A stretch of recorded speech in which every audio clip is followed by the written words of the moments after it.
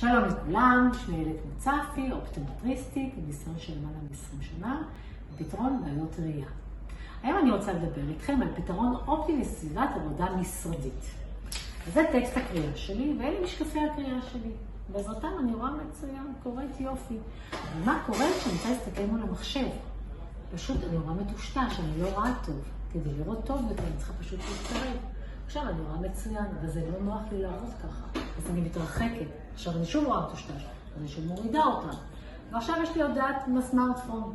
מסתכלת, קיבלתי הודעה, אני לא יכולה לקרוא אותה. ואני שוב שמה את המשקפי קריאה, עכשיו אני רואה מצוין. במקביל נכנס חבר מהעבודה ומדבר איתי, אני רואה אותו מטושטש. אז שוב אני מורידה את המשקפיים.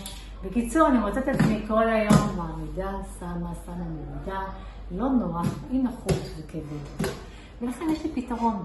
אני יכולה לתת לכם בעזרת זוג משקפיים אחד, משקפיים ממרחק 30 סנטימטר עד מרחק 1.5 מטר, אני רואה מצוין. ואלה משקפי המשרד שלי, שאיתם אני מרכיבה, אני רואה מצוין לקריאה, למחשב אני רואה מצוין, לסמארטפון רואה מעולה. כשאני מסתכלת עליכם, רואה מצוין, גם רואה מצוין. רוצים לשמוע עוד? אתם מוזמנים ליצור איתי קשר. תודה ויום טוב.